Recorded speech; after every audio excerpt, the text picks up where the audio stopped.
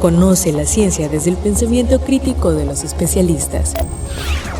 Bienvenidos al espacio para la divulgación de la ciencia y la tecnología de la Universidad Juárez Autónoma de Tabasco. UJAT Conciencia, a través de Radio UJAT. Comenzamos.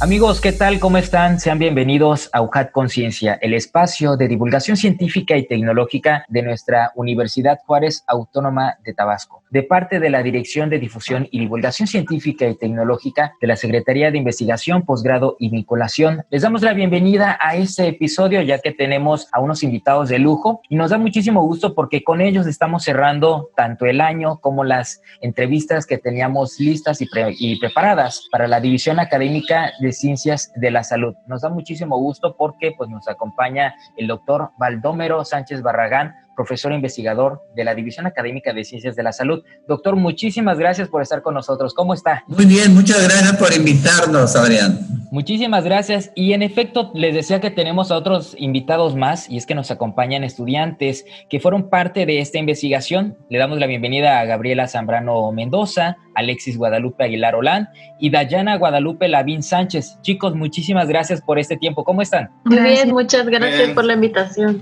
Sí, muchas gracias por la invitación. Estamos muy bien. Y es que, les voy a platicar un poquito de la reseña biográfica del doctor Sánchez, que es médico cirujano y partero por la Universidad de Guadalajara, especialidades en medicina familiar, salud pública e infectología tropical tutorial, maestría en ciencias con énfasis en epidemiología, Facultad de Medicina UNAM, doctorado en ciencias de la salud por la Pacific Western University y profesor de pre y posgrado tiempo completo de la DAX UJAT. Hoy vamos a platicar de una investigación muy reciente, relación entre la estatura y dispersión de secreciones potencialmente infectadas de SARS-CoV-2 en estudiantes de medicina, posgrado DAX UJAT y sus familiares. Vamos a escuchar una cápsula de introducción que hemos preparado, nada más para irnos acercando a este tema tan importante.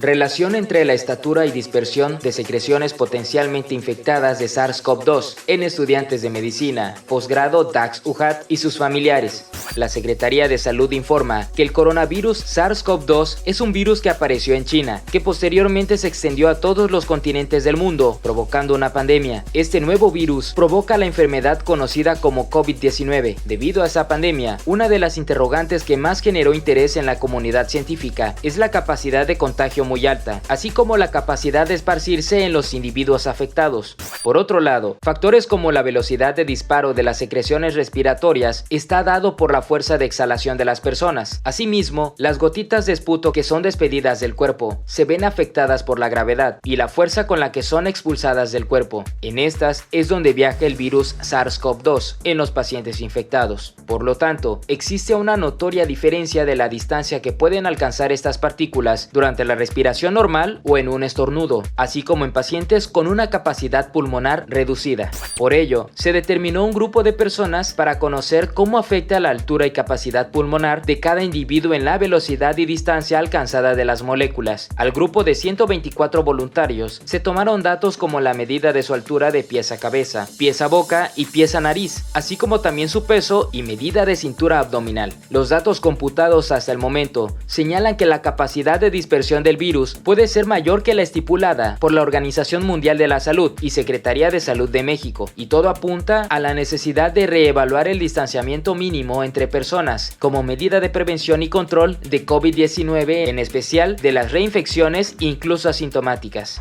Continuamos y ahora sí, investigadores, platíquenos sobre esos temas. Hay muchos términos que quedan en el aire y sobre todo en esta situación pandémica en la que nos encontramos, ¿no? Este problema inició en diciembre de 2019 en Wuhan, China. Ahí se empezaron a presentar casos de neumonía atípica. Vaya, atípico es neumonías raras, no las habituales. Y que empezaron a dar negativo para lo que ya se conocía el síndrome respiratorio agudo severo, el SARS-CoV, que ese se dio a conocer en el 2002, también ahí en China, y que también salía negativo al síndrome respiratorio del Medio Oriente que se detectó en Arabia Saudita en el 2012. Entonces, se hizo un brote luego, sin embargo, de momento no se creía que tuviera la capacidad de transmisión tan intensa, pero inmediatamente se empezó a dispersar. Inicialmente debemos de decir que estuvo relacionado con un mercado húmedo que le nombran ahí en Wuhan, que un mercado húmedo es donde se expenden y se sacrifican animales. ¿Qué quiere decir? Que tienen animales vivos y ahí se sacrifican y ahí corre sangre. Que la mayoría de los casos tuvieron los primeros relacionados ahí, pero rápidamente se dispersó a otras provincias de China e incluso fuera de China. De tal suerte que ya en enero, como el 12 de enero, a mitad de enero, ya China dijo, tenemos un nuevo coronavirus que se parece mucho al SARS-CoV. Sin embargo, en investigaciones posteriores se determinó que tenía más similitud con el SARS de los murciélagos y que sin duda ese mutó y saltó hacia nosotros. También la OMS lo declaró posteriormente, pandemia lo declaró ya en el mes de marzo. A nosotros nos llegó el primer caso en México, se registró el 27 de febrero, un caso importado de Italia. El 23 de marzo ya había transmisión local, por eso se inició la sana distancia. Y en el mismo mes de abril llegamos a la fase 3. Bien, los municipios con mayor problema es el centro, porque en definitiva es donde más se convive la gente y como es de transmisión de persona a persona, es el municipio del centro, pero también los de la zona de la Chontalpa, Paraíso y Comalcalco. Pero el problema está en todos los municipios, en todo el país, en todo el mundo. América registra la principal carga de enfermedad a nivel mundial. La mayor transmisión se está dando en América, sobre todo América del Norte, que debemos decir que nosotros estamos incluidos en América del Norte, pero también el sur. Recordar que en América del Sur ahorita es verano. Con nosotros, pues ya es otoño-invierno. Pero este virus no respeta el frío, no respeta el calor. Esa era la esperanza de nosotros, pero no. Nada, todo tiene ese problema, ¿no? De que pues no es resistente a los cambios de temperatura. Y ustedes están realizando una investigación bastante puntual en este mismo sentido, ¿no, doctor? Sí, debemos de señalar que es un orgullo a nivel nacional que México es uno de los que mejores han manejado la pandemia. Debemos señalar que esta es una de las pandemias más severas, con mayor impacto en la salud, mayor impacto económico y mayor impacto social en los últimos 100 años. E incluso podemos decir que aún mayor que la gripa española que fue hace 100 años. Porque en ese tiempo no teníamos las facilidades de comunicación, no se dispersaba tanto, además no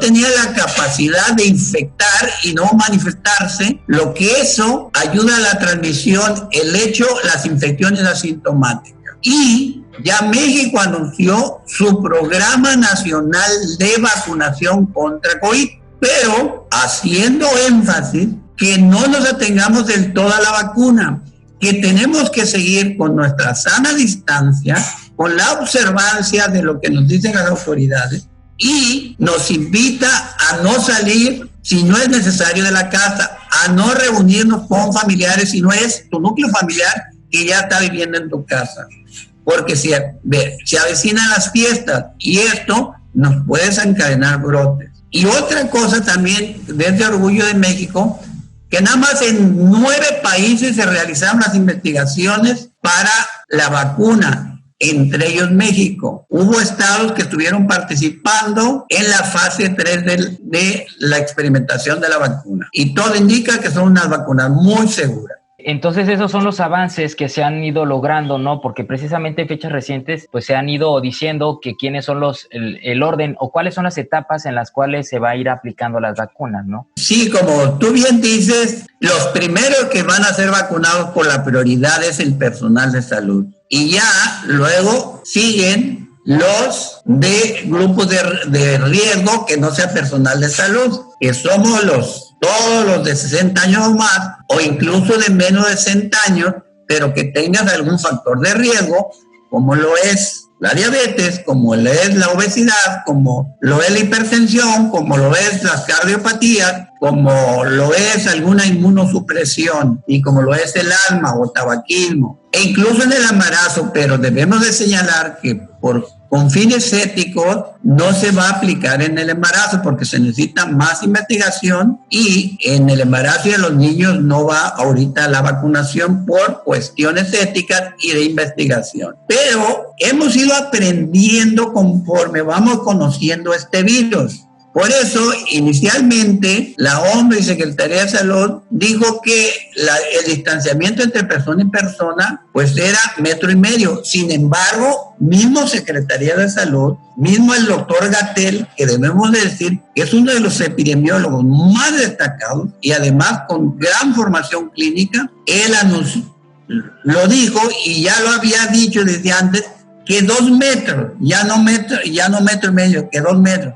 Sin embargo, nosotros nos hicimos la pregunta desde marzo que si le aplicamos la ley de gravitacional y le aplicamos el principio de que todo objeto o partícula disparado de manera horizontal genera 2 movimientos independientes, uno de desplazamiento horizontal y otro vertical, que son independientes uno del otro, y tomando datos de un premio Nobel ya falleció Richard Feynman, que le dieron el premio Nobel por su contribución a la electrodinámica cuántica, y señala claramente en un libro que se llama Piezas fáciles de física, escrita por un genio, que todo objeto, partícula disparado de manera horizontal cerca de la superficie de la Tierra cae en el primer segundo 4.9 metros. Entonces nosotros nos hicimos la pregunta, lógicamente tuvimos que consultar gente experta en matemáticas para hacer eso, y por cálculo integral se determinó la fórmula que los muchachos te la pueden explicar, la pueden mostrar. Sí, vamos a comenzar con la fórmula. La fórmula cuenta diferentes parámetros en los cuales tomamos en cuenta, como mencionó el doctor, 2 datos recabados para deducir el desplazamiento horizontal tanto de tos, estornudo, desplazamiento horizontal de la respiración y la respiración nasal y bucal. En esta tomamos los parámetros de desplazamiento horizontal, la constante de aceleración gravitacional, que es 9.81, la velocidad de caída en el primer segundo, que es de 4.9, como mencionó el doctor, la distancia al suelo, la velocidad de disparo o salida y el tiempo a caer. Esto nos basamos debido a que si hablamos de distancia debemos considerar los factores tanto de velocidad a la que viaja el cuerpo y de igual forma de qué altura se lanza, tal como las partículas que inhalamos y exhalamos, y que es el método de contagio de esta enfermedad. Tengo una pregunta para todos, perdonen. Esos son los factores, digamos, estándares, ¿no?, que se utilizan, pero también en el caso varía edad, a quienes lo aplicaron, porque también eso podría valer de qué intensidad se expulsan las gotas de saliva, ¿no? Sí, es importante otros factores, como bien mencionaba, también nuestro estudio se inclinaba más a determinar si la altura afectaría o tendría algún tipo de proporcionalidad en relación a la distancia alcanzada a la hora de expulsar estas partículas, ya que, como describió mi compañera, la parábola que se describe a la hora de expulsar el esputo o las partículas, entre más altura existiría mayor distancia y entre menor altura menor distancia alcanzada. También tomamos en consideración que unas personas delgadas y las personas obesas, ya que en artículos encontramos que la capacidad pulmonar en personas obesas se reduce por la propia obesidad y la capacidad pulmonar en personas delgadas en más velocidad de disparo sería mucho menor, y a la hora de verlo reflejado a una distancia sería igual menor. Claro, es importante hacer este comparativo porque pues también entran otras dudas más en respecto a las personas. Les decía de edad porque también se ha hablado mucho de los asintomáticos, ¿no? Y a veces los jóvenes pues presentamos menos síntomas que una persona que tenga mayor edad o que tenga otras complicaciones de enfermedades cardiovasculares o no transmisibles, que al fin de cuentas nos estaba platicando el doctor anteriormente que sí son transmisibles, pero que así se han determinado llamar. Y ustedes están entonces en esa faceta, ¿no? ¿Qué han encontrado en estos resultados, en esta investigación? Pues hemos hecho un comparativo de 804 personas, las cuales ya posiblemente mi compañera explicará cómo fue que recabamos los datos. Y estos datos los hemos registrado en una tabla que cuenta con las formas necesarias para calcular el desplazamiento de las partículas. Nosotros tomamos en cuenta 4 mecanismos de transmisión, que vendría siendo estornudo, tos, respiración nasal y respiración de la boca, ya que normalmente nosotros consideramos que la mayoría de la población cree que el virus solo puede transmitirse si uno estornuda o tose, pero no consideran la respiración nasal, la respiración bucal, y como tal consideramos la velocidad de cada uno de estos mecanismos de transmisión, podría decirse. El estornudo de 4.5 metros por segundo, la tos con 5 metros, la respiración nasal con 1.4 metros por segundo y la respiración de la boca de 1.3 metros por segundo. Esto viene siendo un promedio general de la velocidad de disparo, porque como le mencioné anteriormente, en personas obesas estas velocidades se ven afectadas, ya que se reduce la capacidad pulmonar. Es sorprendente los datos que hemos encontrado, ya que, como debe esperarse, la distancia mayor alcanzada sería por medio del estornudo y por la tos. Y encontramos que en promedio, por lo que es el estornudo, las velocidades y la distancia alcanzada son de 2.4 metros, que vendrían siendo superior incluso a los 2 metros. También encontramos que por el estornudo tiende incluso a superar los 2,5 metros, y ya son 2 metros con 2.7 metros. Y esto nos replantea que quizás la sana distancia que se adoptó debe ser incluso mayor a estos estándares, como de 3 metros. Porque también, como ustedes dicen, ¿no? Hay que replantearnos de manera paramétrica o de manera oficial, pues estos estándares de distancia. Pero muchas personas han adoptado de manera propia la forma de decir, vamos a estar 3 metros de distancia, es más, ni nos vamos a ver. Y esto tendría mucha injerencia en estas fiestas, ¿no? En estas fechas navideñas, donde pues están acomodadas muy bien como para que se incube el virus, que ese es otro factor también muy importante, ¿no, doctor?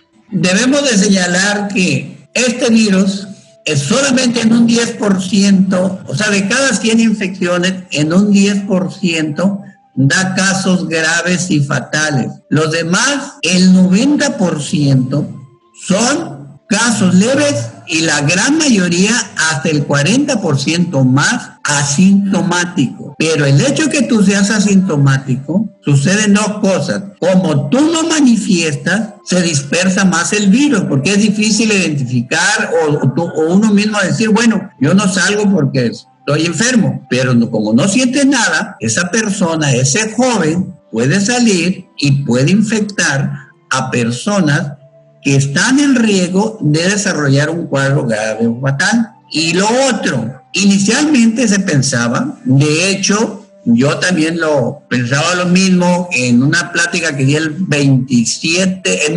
14 de febrero de este año, que nos podía conferir cierto grado de inmunidad tomando la experiencia de los otros coronavirus, de los coronavirus endémicos e incluso del SARS-CoV y del MERS. Porque en el SARS la inmunidad te dura 16 meses. En el MERS la inmunidad te dura 36 meses. Se pensaba que posiblemente se comportara algo similar, pero no, este es muy traicionero. Si acaso te infectas, te dura la inmunidad 1 mes, 2 meses y vuelves a quedar listo para que te vuelvas a infectar. Pero si como tú estás joven, en tu caso como tú, Adriano, los muchachos y las doctoras que me están acompañando, pues no les pasa nada. Pero si me lo pegan a mí, pues a mí me puede ir como feria, porque yo ya estoy en el grupo de riesgo, aunque por fortuna no tengo otra enfermedad más que la edad, pero eso me afecta. Pero ¿qué pasa? De acuerdo a unos estudios que hemos hecho de medir la edad biológica, estudios que hemos hecho aquí en la División de Ciencias de la Salud, que ya llevan una muestra de más de 500 estudiantes, en promedio, los alumnos y las alumnas de la edad tienen 16 años arriba de su edad cronológica. ¿Qué quiere decir? Que tienen una vejez prematura de 16 años. Y eso te agrava para cualquier enfermedad. Por eso tenemos a veces problemas en la gente joven. Y hemos tenido fallecimientos en la gente joven. ¿Y qué pasa con los profesores de nuestra división? Y estoy hablando de salud. En salud, en una muestra que fue pequeña de los profesores, en promedio son 10 años más viejos que la edad que dice su acta de nacimiento. ¿Qué quiere decir? Que si tú tienes 60 años, en realidad no tienes 60 años, tienes 70. Y COVID te lo reconoce muy bien, entonces te va a afectar más. Claro. Por eso, esta pandemia no es un problema de ahorita. Es un problema que lo hemos venido incubando desde los finales de los años 70. Muy agravado en los últimos 20 o 30 años, porque está cabalgando con nosotros otras epidemias en todo el mundo occidental y en México, como es la diabetes, la hipertensión, la obesidad, la depresión, el cáncer, que son patologías occidentales, que a decir de los expertos son pandémicas. Por eso este problema nos ha agravado mucho, pero no nada más a nosotros, a todo el occidente, y debemos decir que lo hemos sabido sortear bien, sobre todo las autoridades de salud. Y otra cosa que no hemos tomado en cuenta en Tabasco, y que se dice que los virus epidémicos y virus pandémicos se transmiten mejor en ambientes con calor y humedad. De todo el país, el estado de Tabasco es el más húmedo. Posiblemente también eso esté contribuyendo a la transmisión. Y ahora, tanta agua, tanta inundación, eso nos puede seguir acarreando problemas. Que la verdad no se esperaría que hubiera sido peor el problema, que no lo ha sido. Gracias a la colaboración de la gente y a la buena acción acertada que han tenido todas las autoridades de salud. Y sobre todo, al personal que está ahí en línea, en la trinchera, atendiendo a los pacientes. Que mis respetos. A mí me tocó eso en la pandemia del 2009, yo todavía estaba ejerciendo. Pero sí es un estrés y hay que reconocerles a ese personal.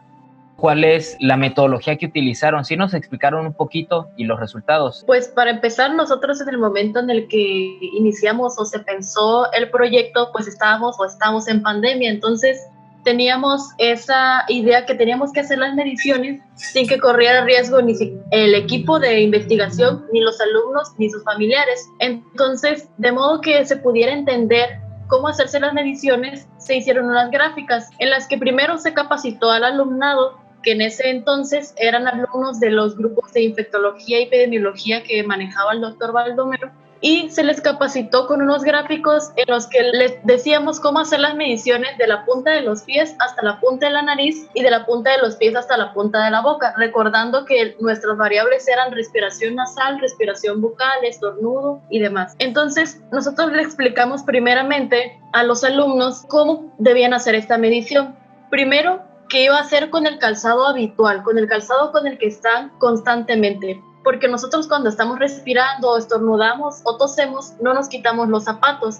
Entonces, para que esa no fuera una variable que cambiara todo, la medición se realizaba con el calzado que se usaba habitualmente y con ayuda de una cinta métrica se medía desde que iniciaba el zapato hasta ya sea la punta de la nariz o la boca. Después de la capacitación de los alumnos, a ellos se les pidió que aproximadamente a 20 familiares se les pidieran las mediciones. En dado caso de que los familiares no vivieran con ellos, se les mandaba este gráfico.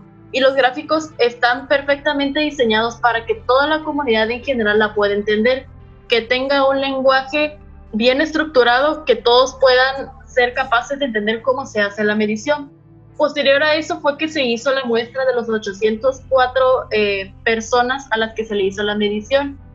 Y de ahí se hizo la tabla o una base en Excel que es a la que se le aplicó las fórmulas. Bien, ¿cómo fue esa experiencia de hacer esta capacitación en línea? ¿Cómo lo hicieron? Sí, como mencionamos, pues a raíz de la pandemia tuvimos que desarrollar tecnologías para que pudieran ser entendible estos gráficos. Entonces todo fue a través de reunión de Microsoft Teams, Zoom y la recabación de datos a través de OneDrive para que todos trabajáramos en un mismo documento. Pues sí, bastante asequible el no poder utilizar estas herramientas.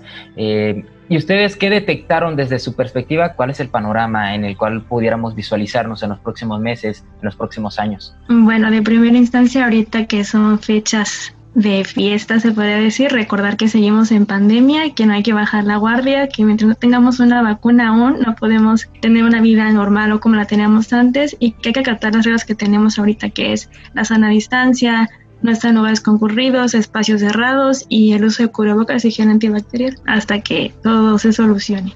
Claro, fíjense, tenemos una pregunta del público también. ¿Cómo es la recuperación de alguien que tuvo COVID a sus actividades laborales? ¿Y cuánto tiempo tiene que esperar?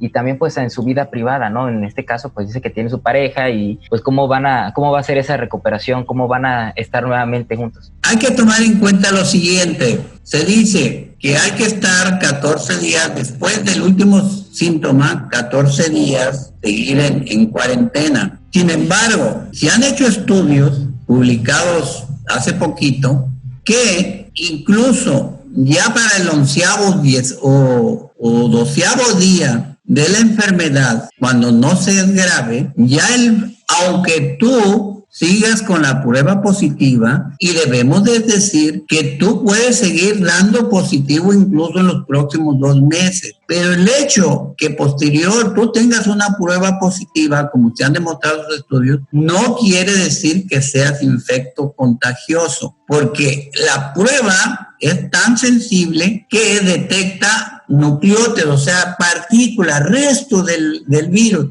Y con algo que haya de resto del virus, la prueba sale positiva.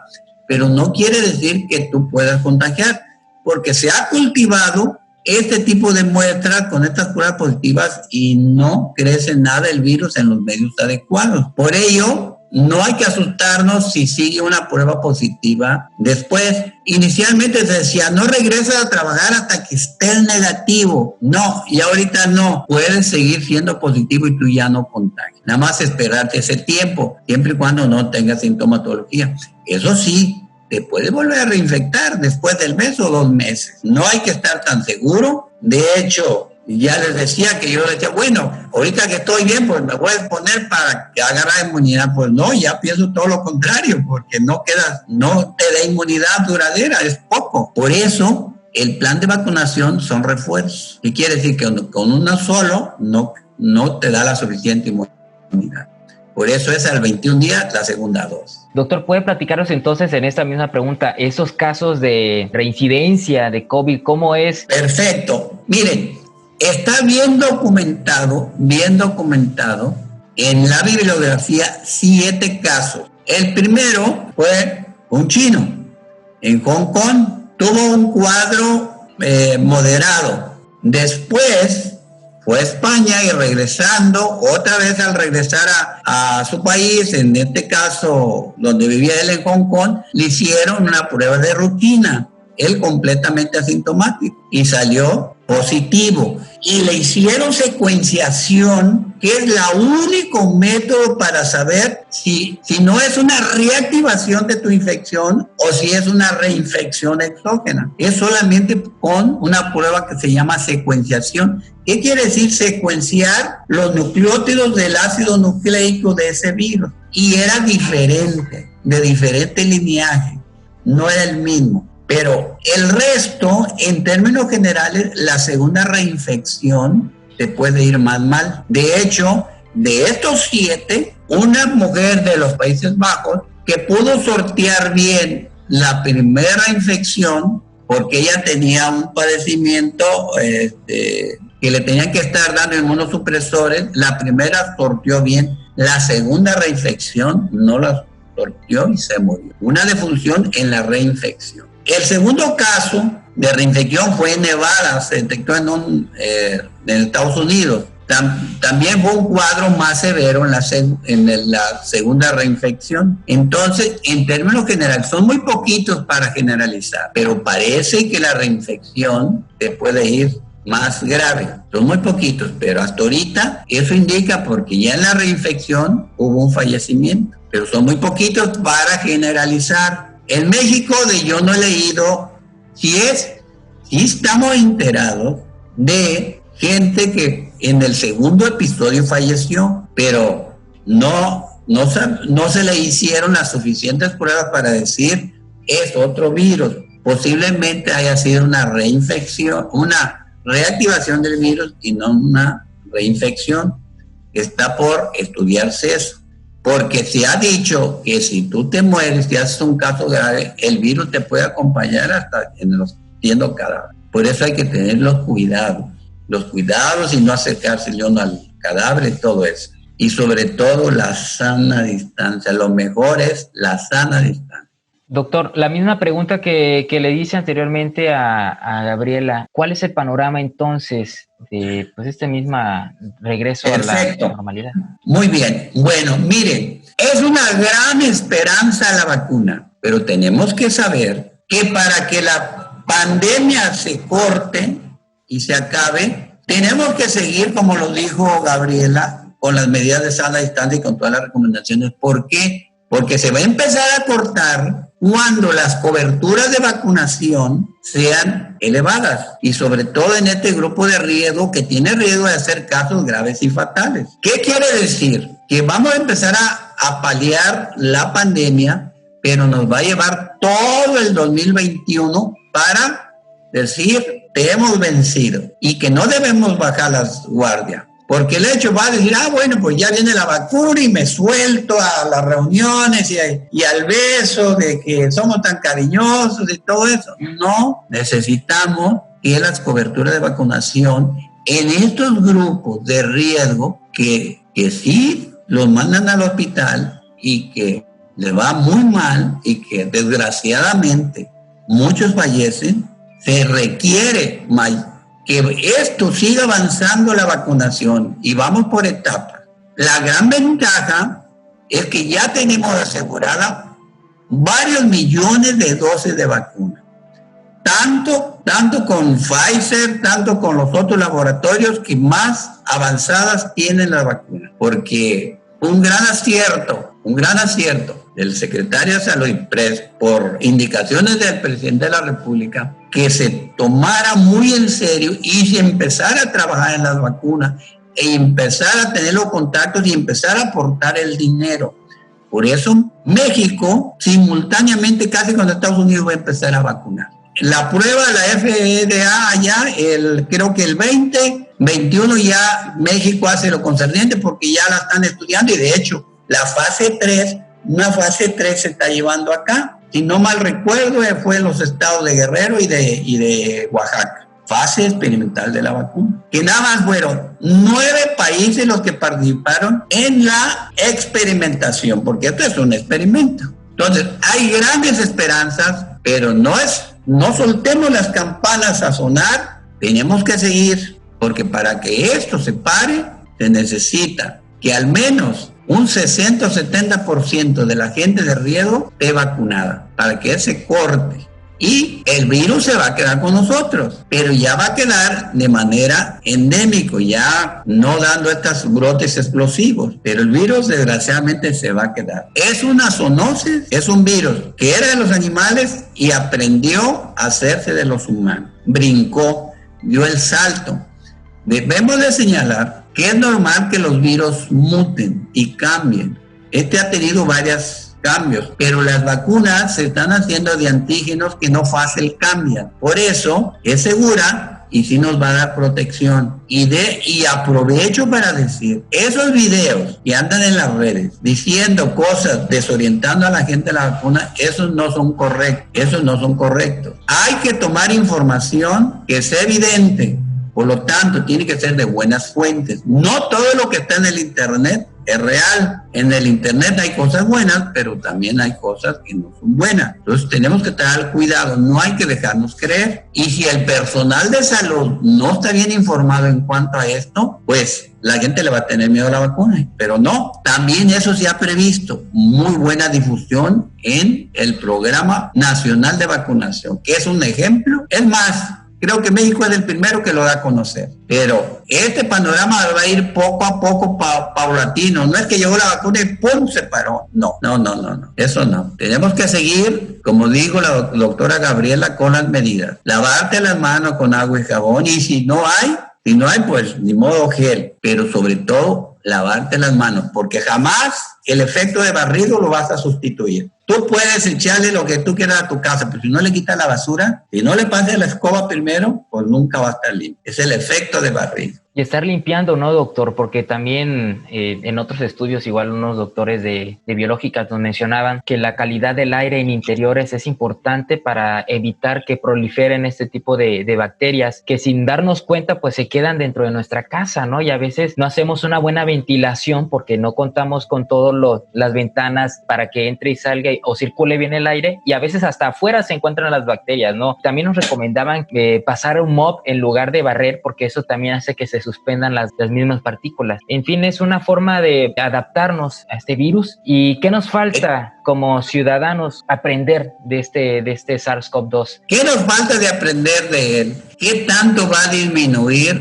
su virulencia y su patogenicidad? Porque ahorita nada más anda en cuerpos inflamados. Es una infección altamente inflamatoria. Pero ¿por qué se agrava más en la gente que está inflamado? Bueno, el cuerpo, para tratar de defenderse, suelta muchas sustancias para tratar de defenderse y matar al agresor, pero como está con estas enfermedades inflamatorias, su sistema inmune no es inteligente.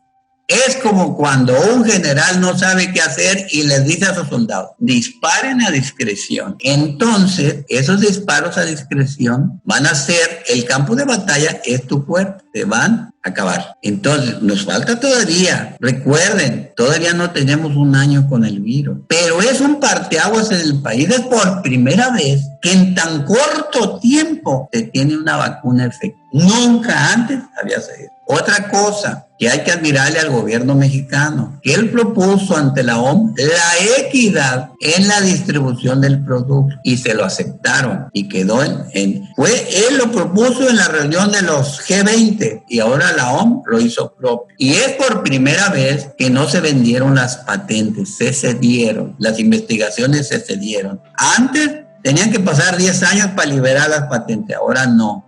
Este virus nos trajo cosas buenas. La primera es decirnos qué mal están ustedes en salud, sobre todo el mundo occidental, y qué mal están en falta de equidad, porque acabo de leer un artículo en Lancet, precisamente lo que está recomendando es cobertura universal en salud, mayor equidad en cuanto al poder, equidad en cuanto a los recursos naturales, equidad en cuanto a salud, equidad en cuanto a todo.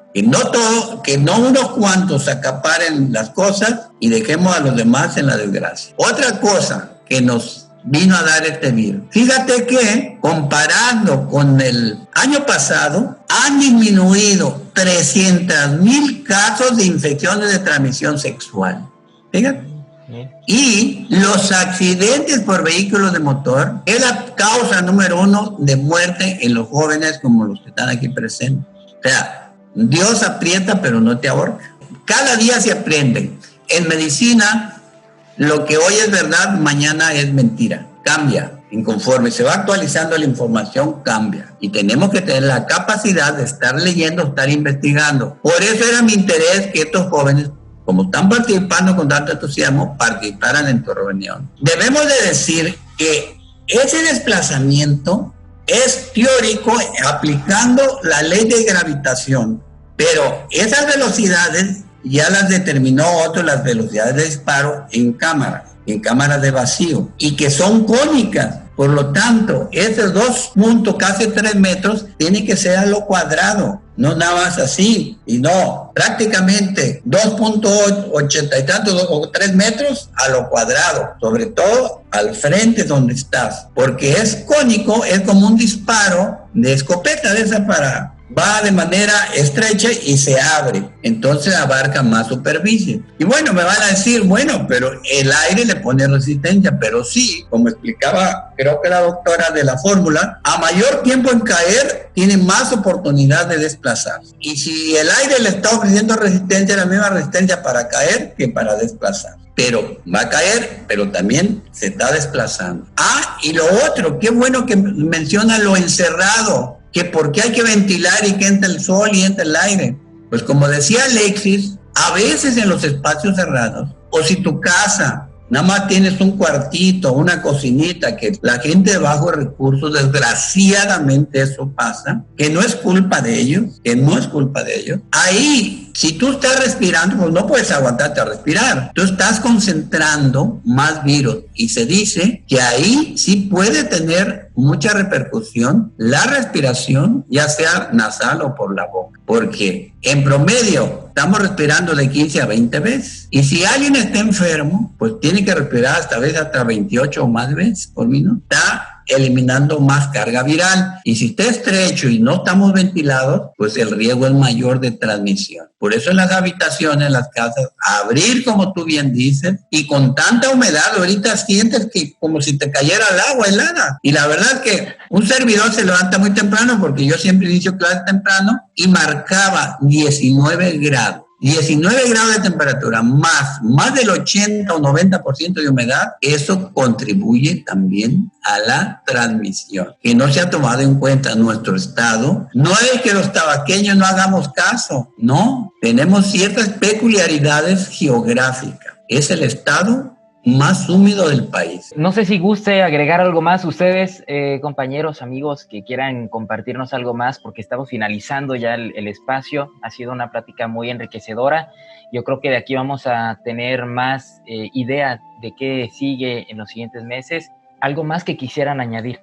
Principalmente hacer énfasis en que ahorita que se vienen las fiestas, bueno, las supuestas fiestas, no salgan, no hagan posadas, quédense en casa. Familiares que estén fuera, pues no les pidan que lleguen a sus casas, simplemente con un mensaje, con algún tipo de texto que puedan enviarles, hasta una videollamada serviría para poder estar en comunicación con ellos y así no exponerse, porque la pandemia no ha terminado. Como tal, ya habrá vacuna para el siguiente año, pero las medidas sanitarias nosotros debemos de seguirlas al pie de la letra para seguir cuidándonos, cuidando a nuestra familia y en general reduciendo esto que como tal ya muchos creen que ya está pasando. No ha pasado, sigue como tal activa. Ya ven los casos, cómo están los reportes semanales y principalmente eso, que se cuiden ahorita que vienen estos eventos, y la principal forma de celebrar en familia es que todos estemos bien para el siguiente año. Instar a la población en general que si no tienen nada necesario que salir, no lo hagan, que cuidemos a los pacientes que están en riesgo, que son generalmente nuestros abuelos, las personas que tienen alguna comorbilidad, diabetes, hipertensión, el uso correcto del cubrebocas, la sana distancia, que como mencionábamos es algo muy importante,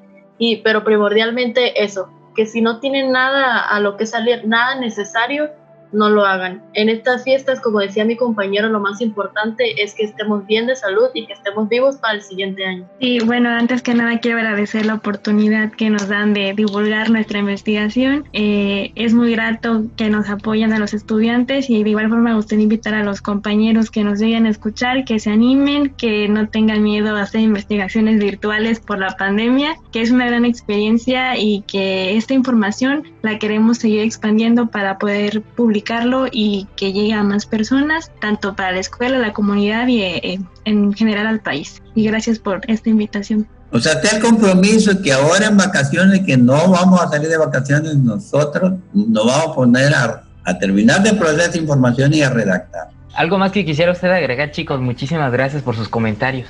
Sí, bueno, no es el único proyecto que se está desarrollando en este momento. También hay otros proyectos en los que estamos investigando la cobertura como tal de la vacuna BCG. igual en alumnos y familiares de la División Académica de Ciencias de la Salud, otro en el que se llevó a cabo la vacunación de personas con factores de riesgo, precisamente con esta vacuna BCG, y se les hizo un seguimiento para ver el proceso de cicatrización como tal de la vacuna, y en si este tiempo ellos tenían algún contacto con algún paciente COVID, cómo se desarrollaba el virus en ellos.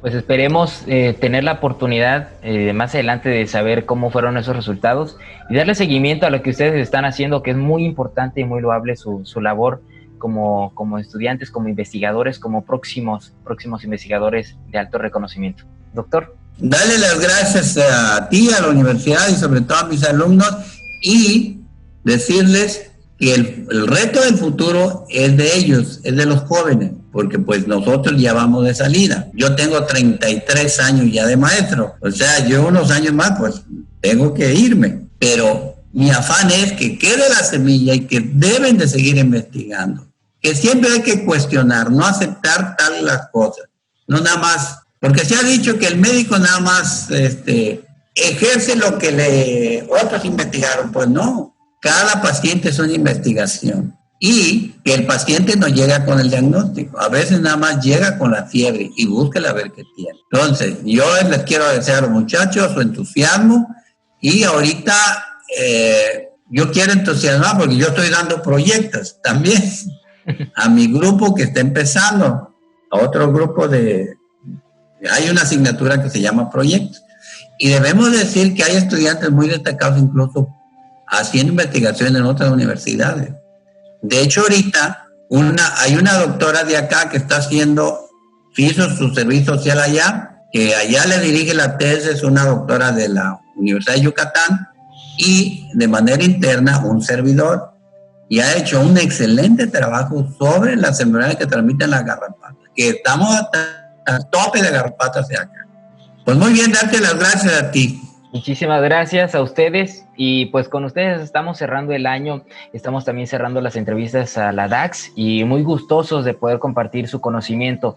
Y bueno, agradecerle precisamente al doctor Baldomero Sánchez Barragán, a Gabriela Zambrano Mendoza, a Alexis Guadalupe Aguilar Rolán y también agradecerle a Dayana Guadalupe Lavín Sánchez por su participación y de parte de la Dirección de Difusión y Divulgación Científica y Tecnológica de la Secretaría de Investigación, Posgrado y Vinculación, les agradecemos enormemente por habernos acompañado en una emisión más de UJAT Conciencia, esperando que disfruten pues en su casa de estas fechas decembrinas y los esperamos en una próxima emisión donde conoceremos más acerca de las investigaciones de nuestros profesores de la alma mater de los tabasqueños. Así que muchísimas gracias, soy Adrián de Dios y recuerden UJAT, estudio en la duda, acción en la fe. Muchas gracias.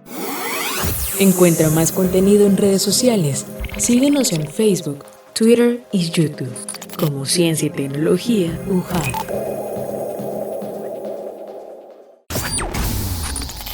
Esto fue una producción de la Secretaría de Investigación, Posgrado y Vinculación con el Centro de Comunicación y Radio UJAT. Los esperamos en la siguiente emisión en UJAT Conciencia.